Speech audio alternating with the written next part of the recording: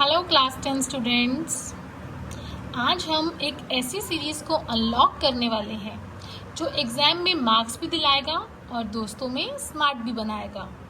I guarantee you कि अगर आप इस सीरीज़ को फॉलो करेंगे तो कंसेप्ट में गलती कभी नहीं होगी। मैथ्स क्लास 10 आपका फाइनल स्कूल लेवल टेस्ट है। जो इससे जीत गया वो हर कॉम्पिटिटिव एग्ज़ाम में टॉप करेगा। क्लास 10 मैथ्स को अगर आपने मास्टर कर लिया तो साइंस, कॉमर्स या आर्ट्स कोई भी फील्ड आपके लिए मुश्किल नहीं रहेगी। So let's start our series with chapter number 5. The name of the chapter is arithmetic progression which is called as AP. What is arithmetic progression? सबसे पहले हम इसकी definition देंगे. An arithmetic progression is a list of numbers in which each term is obtained by adding a fixed number to the preceding term except the first term. कुछ समझ आया? Oh, बहुत confusing हो गया. So let's take an example and understand it.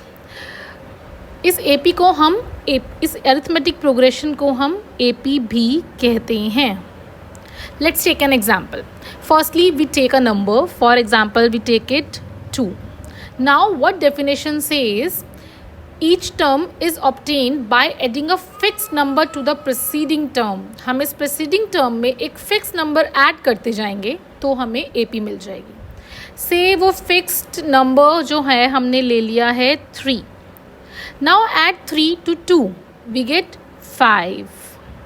Now again add 3 to 5, we get 8.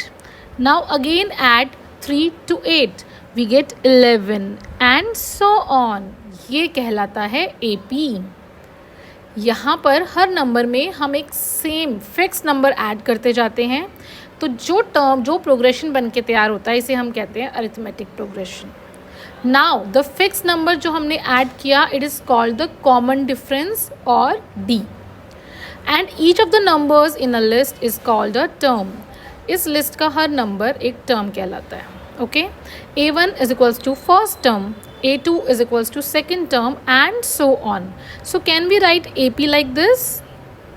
Okay, A1, A2, A3, so on, and D here is the common difference.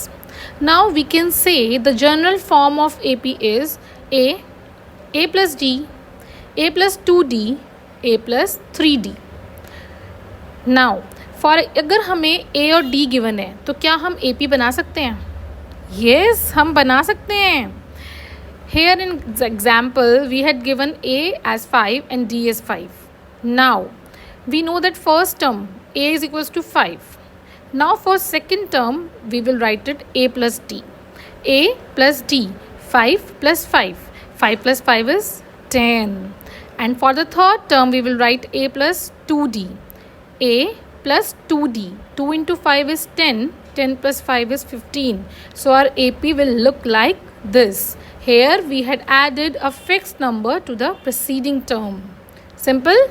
Now we have two type of APs, finite AP and infinite AP. The AP which has only finite number of terms is called a finite AP.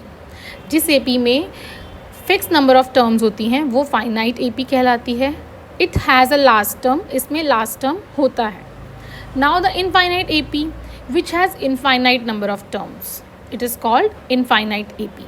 It has no fixed number of terms. So APs do not have a last term. These APs do not have a last term.